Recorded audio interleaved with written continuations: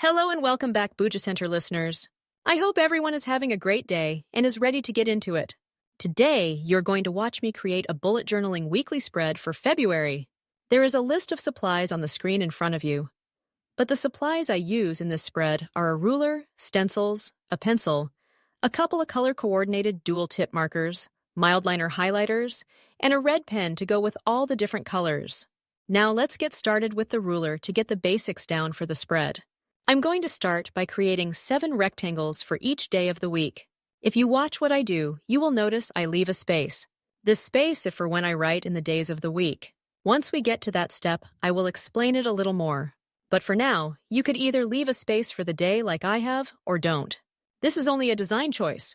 Now while we get those 7 rectangles outlined, let's talk a little bit about the importance of a weekly spread and why it is helpful. First thing you might be wondering is what even is a weekly spread? Well, a bullet journaling weekly spread is a space for each day of the week where you can plan as needed, similar to a planner. But your Bujo allows for more versatility and writing area. Some weekly spreads might be to add notes for each day or plan meetings. They are great for people with busy schedules and important things to remember. I personally like to have a weekly spread for those busier weeks. I have an ideal routine that I like to stick by, but at times the week changes up, and I need to remember some appointments I've made, or I have a chore to get done by the end of the week.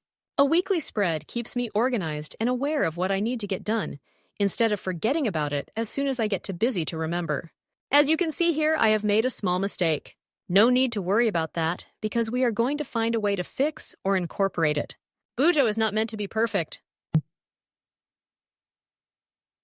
Now that we have all those rectangles done, we are going to move on to the next step. This is where that stencil is going to come in handy. Let's move everything aside and get the stencil ready. This stencil is a stencil for each of the months. Today, we are going to be using it to write February into the spread in fancy lettering. You don't have to use a stencil if you don't want to. This is just personal preference. One of my best tips is to use a paper towel of some kind while coloring in these stencils. I find that if some of the ink from your marker gets on the stencil, it can smear.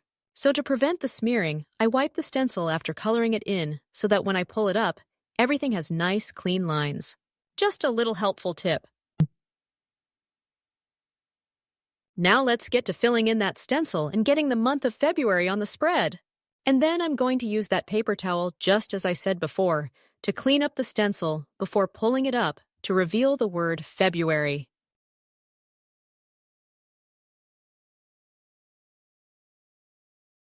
And next step is to create a calendar. This is so we know what week of the month this spread is for.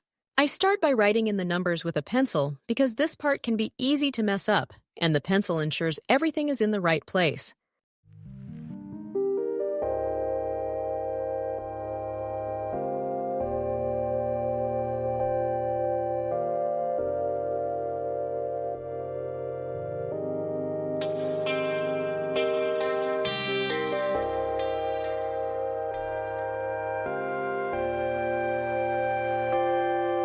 If you are unsure of how many days of the month there are and when they start, you can easily pull up the calendar on your phone and follow it. I do this pretty often so I don't put the first in the wrong place or add too many days. Sometimes I forget how many days are in each month. Now I'll go over what I wrote in pencil with the fine tip of the dual-tip black marker. I'm going to clean everything up by erasing all the pencil marks. Now let's move on to writing in the days of the week. This is where you will see how I use the spaces I have created. This just makes the spread a little more interesting. It's not necessarily needed, just something I like to do.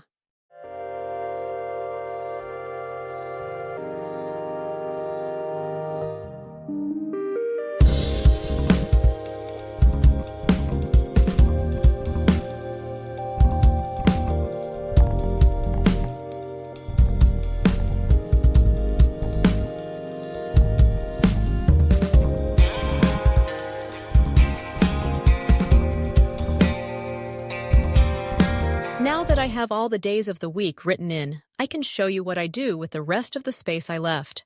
You may notice that they aren't completely closed.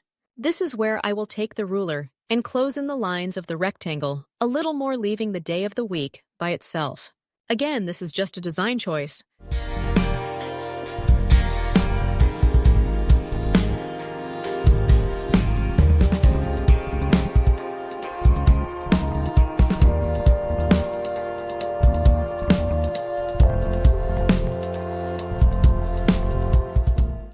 After we have finished doing that, we will erase any other pencil marks left over and move to using some color in this spread and decorating things. This is where I will fix the mistake I made. I'm going to make it into cherries. Where I went off the line, a little will become the cherry stem. Isn't that neat? Then I'll doodle some little hearts and stars. This is to match the theme I had for the month of February.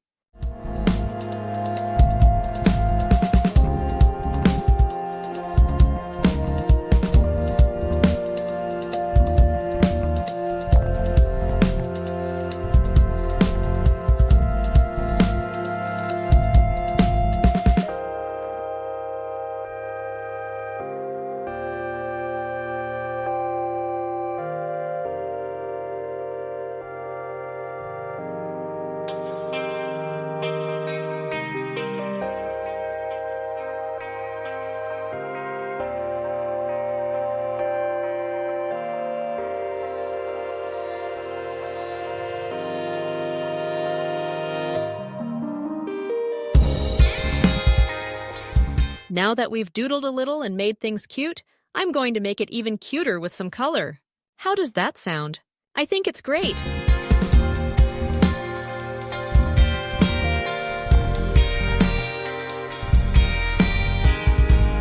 And there we have it. A cute, aesthetically pleasing February weekly spread ready to put to use. Now just write in whatever you need to for the week and head out with it.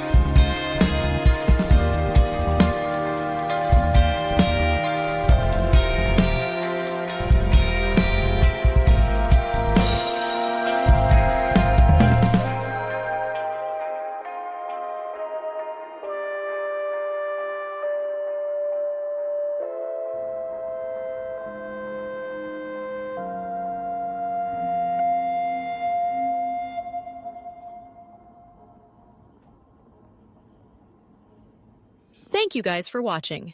I hope you found this video enjoyable and helpful. I would love to see what you guys come up with. If you decide to recreate a weekly spread from this video, feel free to tag Bujo Center on Instagram or Facebook.